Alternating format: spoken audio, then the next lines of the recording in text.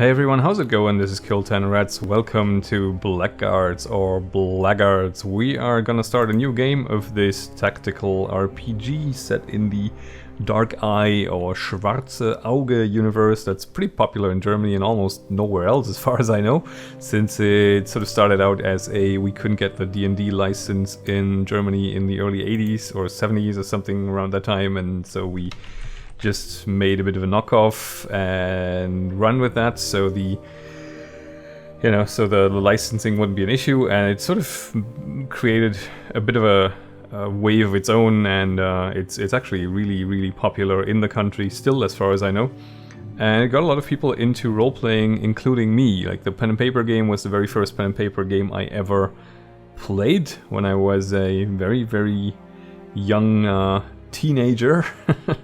And it's almost been, it's like going on 3 decades now that I started playing this, and I haven't actually played or kept up with the game in a long time, so a lot of the game mechanics that I know have changed. We're still going to play this in expert mode. We're going to play the character as a sort of a ranged combatant. I have played the game for a bit in the past, but my computer died when I was sort of around the first chapter of it, and I never really picked it back up again. So I'm not really sure what the future of the game holds, but for the very early acts, I'm pretty sure you don't get a ranger, but you get a warrior, tank, and a mage. I'm gonna specialize in bows and nothing else, and I'm going to get the one special ability that we can get right off the bat. We have this sort of Abenteuerpunkte or adventure point allocation here that we can spend, and if we don't spend it all, it'll be forfeit like when we complete character creation. So we should definitely make a point of getting rid of it all. I'm going to invest in perception and traps, and a little bit in streetwise, and a little bit in survival, as well as treat wounds. Do we wanna go a little higher here? I think so, and maybe a little higher here as well. Okay, 7 here, and then maybe do the rest in daggers.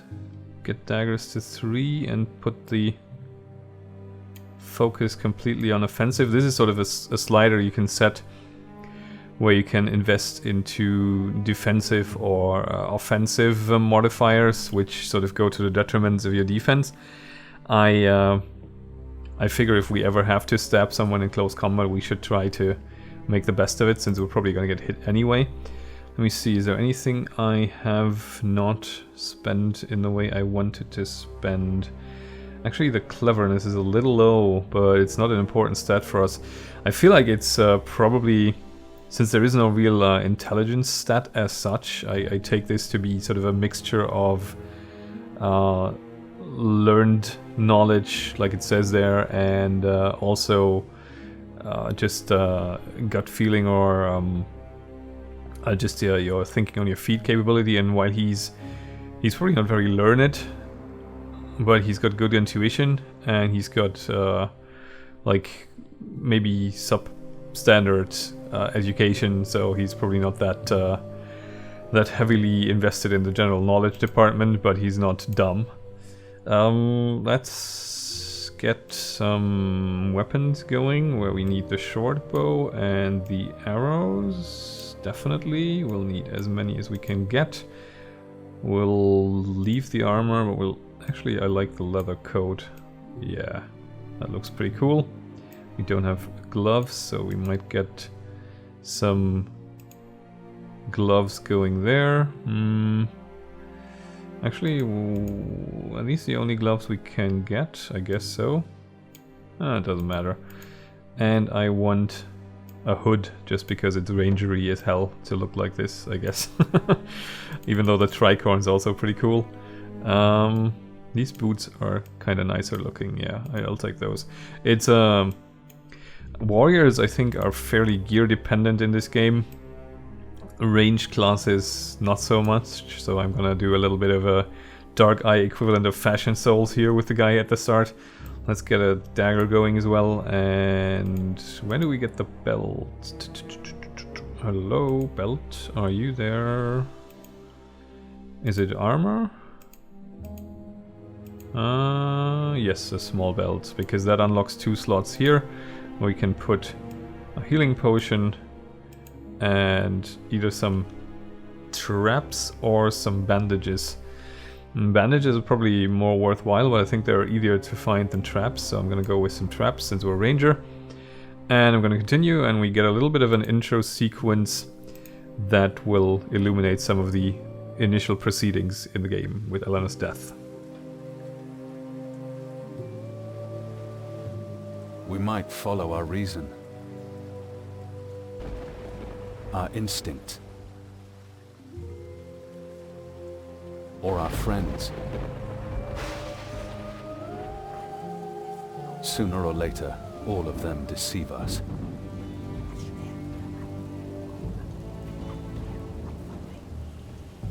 Trust no one, they say. Especially not yourself.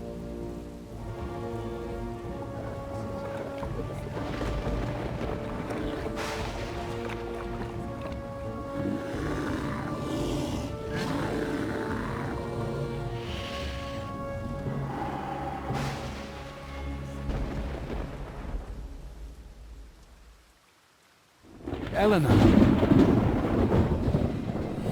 And Eleanor had a bit of a bad time, and now she's whispering to us from beyond the grave. Kill the beast, indeed. Yes, that's what we're gonna do. I'm gonna just click these tips away.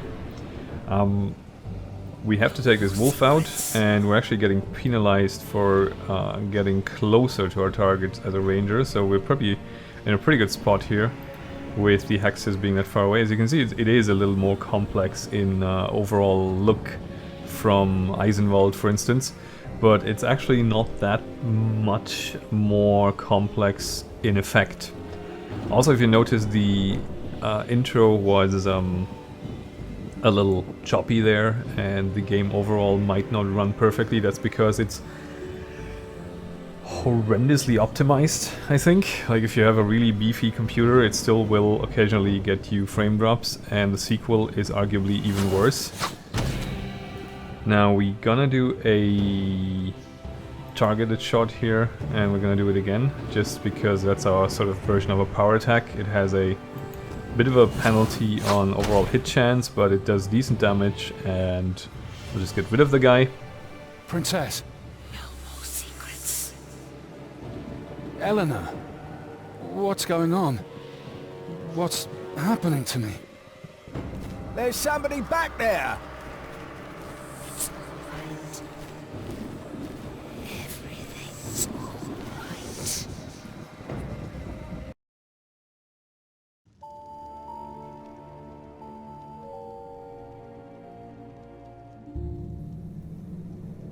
The name. Tell us the name. Lysander? What? To hell with you, bastard! You slew Eleanor. No! No, that's not... What happened to me? He must tell us the name. What are you talking about? What name? Tell us what you know, this instant! What I know? What name? Too bad. You leave me no choice. My friend Muratori will make you talk. Tell us the name. The name! What name? I don't know any name!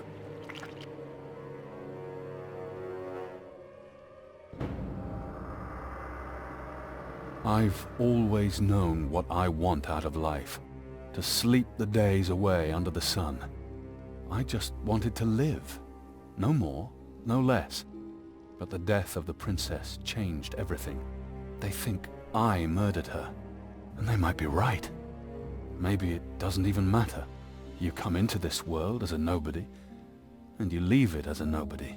They'll put a rope around my neck, and my neck will break. But one question still haunts me by the Nameless One. What happened to me?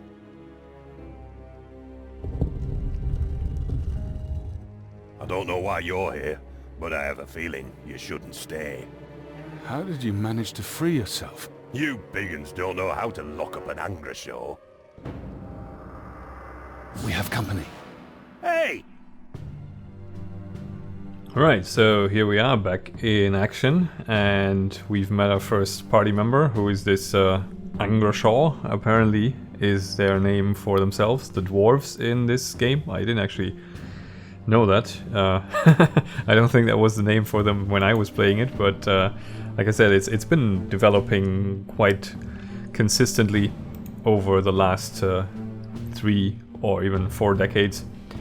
And yeah, I'm curious to experience what all has changed. I'm gonna actually try to move our main character here somewhat out of the line of fire. And can I just pass the turn actually? How do I do that? End turn, okay. And now we'll go... can I wait? Yeah, I'll wait for this guy to come. Okay, yes, I do know about special moves, thank you very much. And this guy is apparently also trying to stall so we can get the first attack. I'm gonna end my turn here. And I'm gonna... I'm gonna go here and end the turn again and go... Yeah, we'll just see where he goes. Okay, he's coming up, that's good.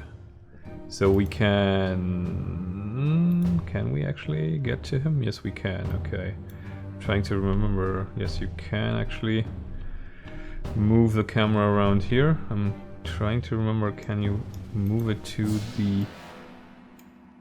I don't think you can pan.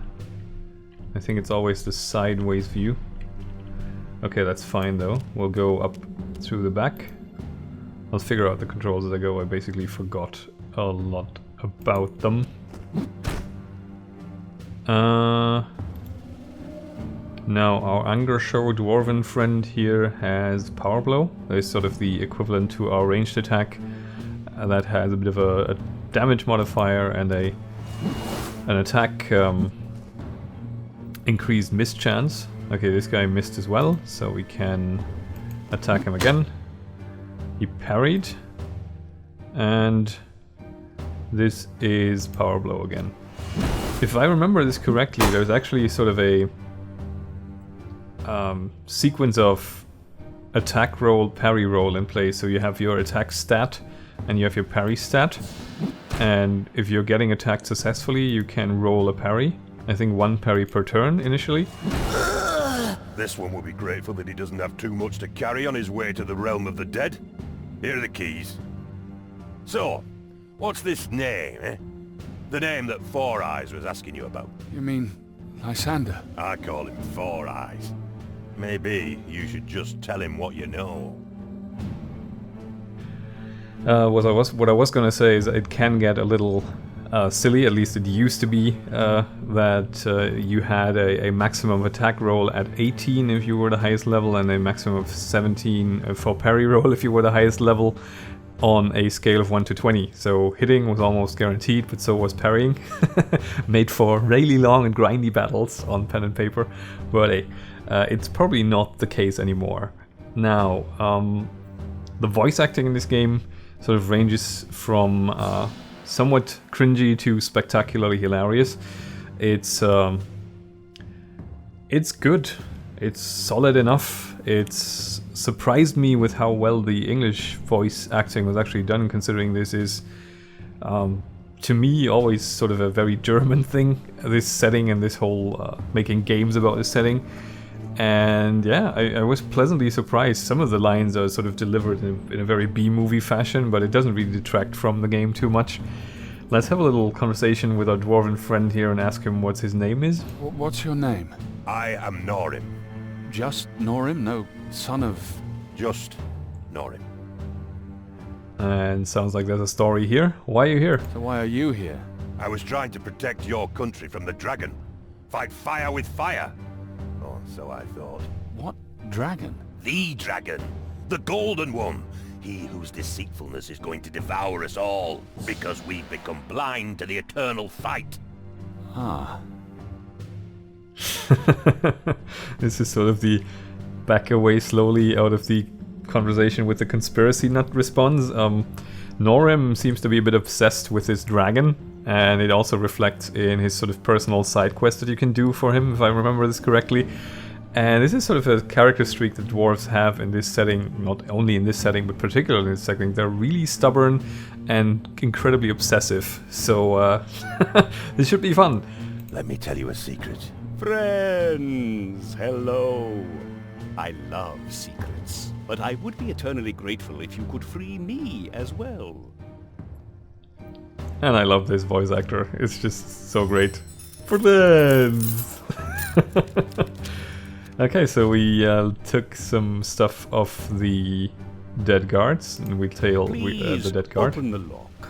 I'm innocent. As innocent as a man my age can ever be. Norem can actually chime in because he notices the iron color, so it's not exclusively always your main that you pick conversation options for. Why are you locked up here? Why are you locked up then? If only I knew. I'm a mage, from Alantha no less. Obviously, reason enough to brand me a spy and throw me into the dungeon. The name's Zerberan, from the House of Florios. Al-Anthans can't be trusted. The dragon sent him, I tell you. Alantha, if I remember it correctly, is actually sort of a southern city that is very famous for something that generally isn't very well regarded in this game world, which is slavery. And they're generally mistrusted and seen as a sort of a villainous bunch. What brings an Alanthan to the country of his enemies? The weather, the landscape, the women. I also like the detail that he's got these scars, and this game does start off quite heavily. I mean, you see the woman being savaged by that wolf, and then your main character is getting tortured pretty graphically.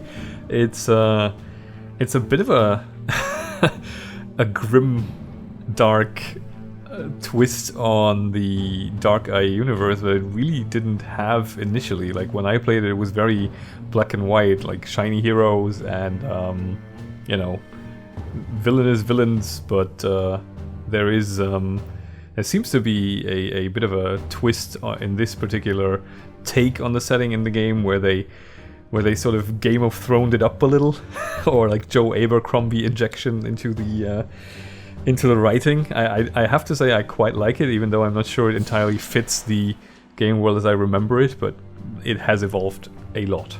Why are you wearing that ugly iron collar? You're right. It doesn't match the shirt, does it? Right, let's unlock the cell. We could use some help. Wonderful. Now I only need to get rid of this collar. And we have a bit of a prison break to do here. Save often, save early. That's pretty good advice always. And this is sort of how you dungeon crawl in this game. So you don't exactly move through the dungeon, you just kind of move from room to room and you trigger your events there or your fights there. We're gonna break into the guard room because we want our gear, or at least some more gear. You don't talk much, do you? My friends say I talk too much. Seems like those times are over. Let's see if we can find the key for this fashion disaster. Hold it right there! The chandelier! Cut the rope! Yeah, there's another aspect to the game that is being able to sort of tactically manipulate these parts of the setting. You can actually also get a bit of a bird's eye view here. That's probably a little easier to manage. I kind of wanna wait actually, because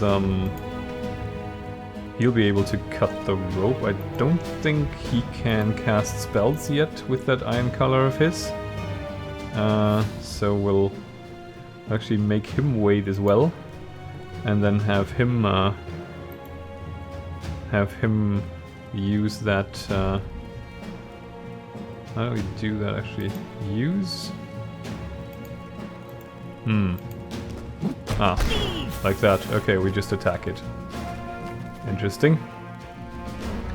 Right, so we can't reach the guy this turn, but that's okay. We'll just stay 1 hex away from him so he doesn't get to attack us this time around, and we'll end our turn here and do the same for Zubaran. Because these guys are quite squishy. Yeah, okay. Oh, we can actually cut this short with the spacebar, right. Okay, good to know. Let's attack. And let's attack again. Okay, we didn't hit, but at least he was forced into a parry. That means he should now not be able to parry the power blow if they didn't change that. And he didn't. He took a decent bit of damage. Now let's do that again. Let's attack him. Okay, he didn't parry successfully. Let's attack again. Oh wow, okay. He didn't parry that either.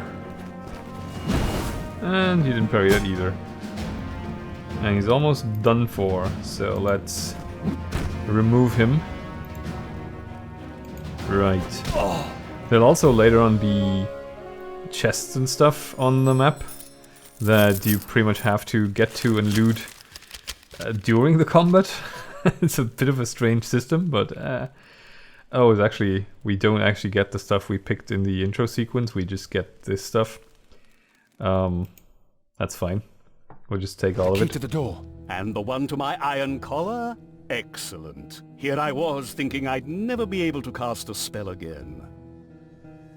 We've gained new gear and we can press I to equip it. That's something we should probably be doing. I am gonna pretty much be ignoring these pop-ups for now. I will go over the details of how to more efficiently play the game a little bit more off camera, but it's a lot of information and also a little bit information overload right at the start. So I feel like it's probably better to do it this way, since I have a pretty much of rough understanding how to play the game without too much hassle. Who gets the belt? Let's give you the belt, even though we don't have anything for in it yet. Now let's get you something. There is one fairly hilarious game mechanic to this, which is that oh, we actually have pans already. I completely overlooked that. Of course we have pans. Yeah. One hilarious game mechanic that I found when I was playing this for the first time is the dwarf actually has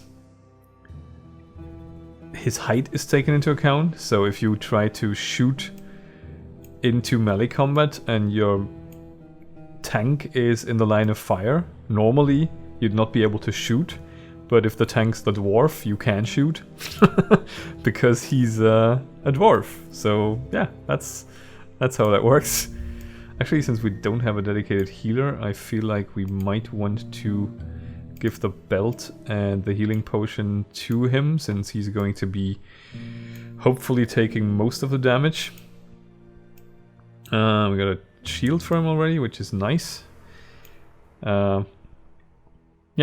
That'll do for now. We can go to the cells. Yeah. Yeah, I guess so. Have another combat scenario there. More guards. So much for escaping. Wait! I know how to stop them. At least for a while. Zubaran sounds like Bela Lugosi. Like, he totally does. If you've ever seen Bela Lugosi as Dracula or in White Zombie, he's like, "For you, my friends, they are the angels of death." It's pretty awesome, actually. Okay, can we get you to do magic here, actually? I wonder. How's that work again? Where are your spells, buddy? Okay, he's got the fireball, he's got the arcane wall, and that's the one we're supposed to be laying down here now, I think. So let's block the way for these dudes. The cells! Open the cell doors! Stand in front of a lever, okay, yeah. Remember to press V to highlight. Oh, that's actually a good point. So let's That could be useful. Is that how it works? Yeah, okay, uses the lever. And so does Norum.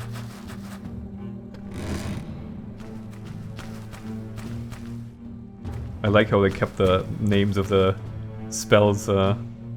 If you can see the spell selection here, you have Ignifaxious Burst of Flame, and initially in the pen and paper game, each of these came with a little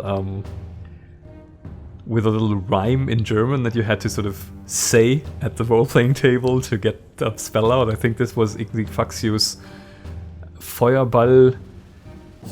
Feure schnell mit. I can't remember. There's a healing spell called Balsam Salabunde Heile Wunde. It's sort of rhyming.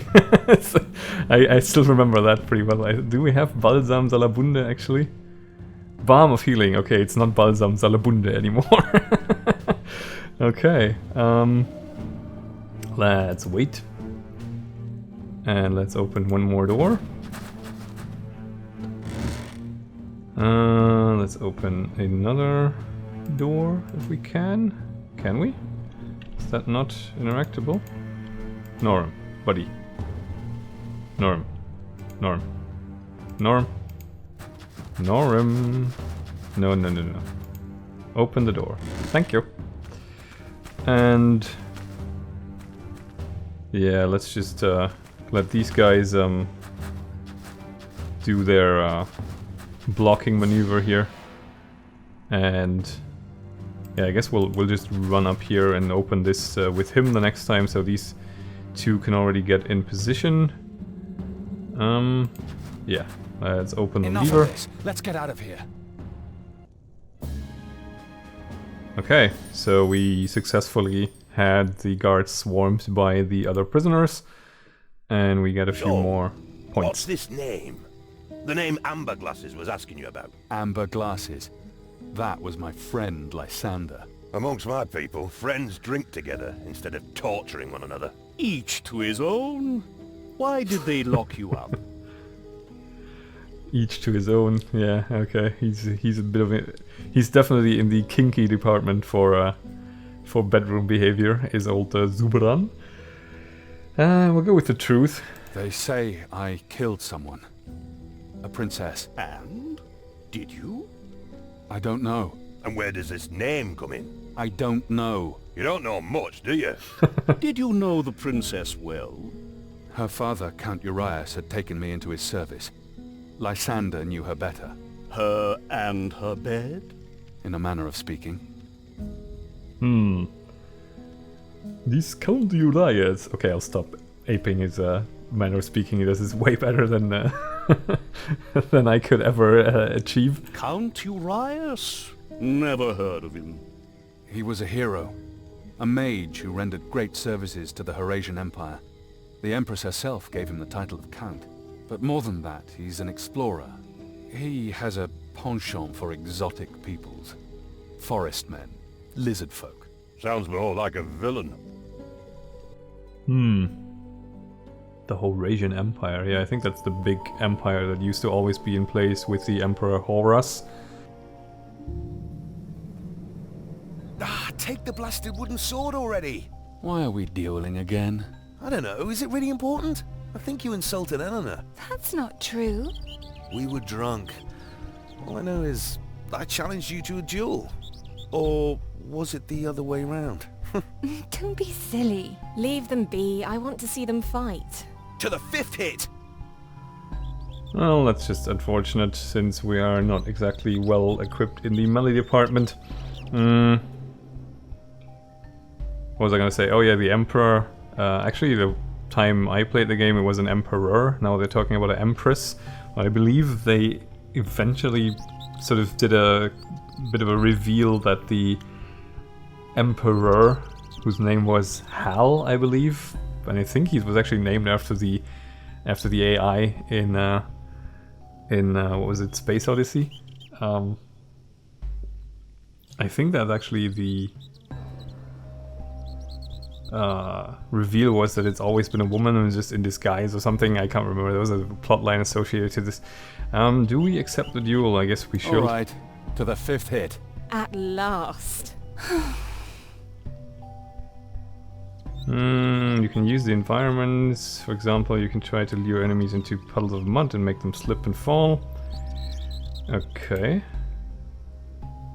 Is this a puddle of mud then? Okay, this is all the breakable stuff. Interesting. So let's go here. Oh, this is the puddle of mud. Damn it.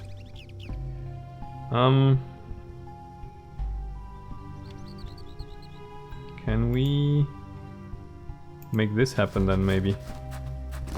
Oh, will we fall ourselves? Oh, we will fall ourselves. Oh dear. Okay, that's how that goes then. Ah, damn it. Okay, let's go here, here, here, and here. Maybe we'll get Lysander to fall on his R's as well. Let's... yeah, end the turn, I guess. Okay, he's falling. Right. This is probably still not gonna work. It's a good thing that they let you test this stuff out in a sort of a circumstance where it doesn't really matter all that much. Okay.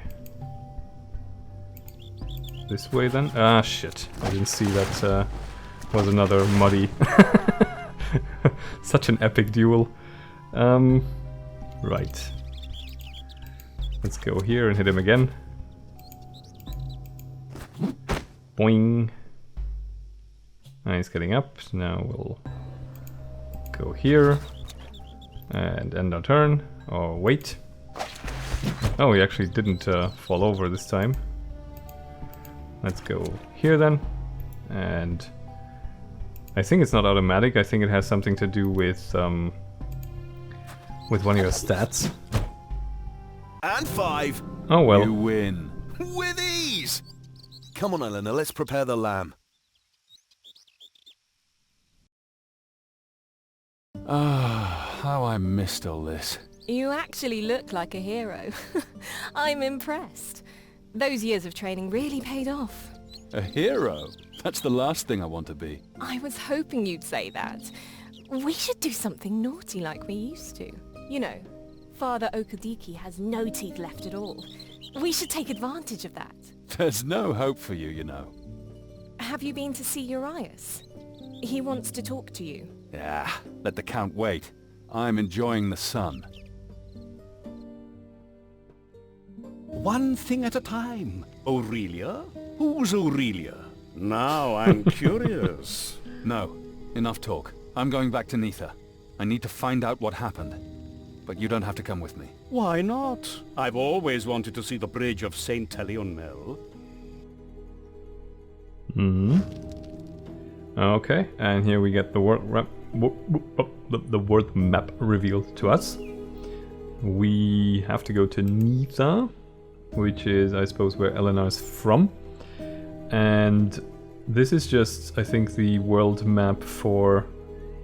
Oh, actually, oh, okay.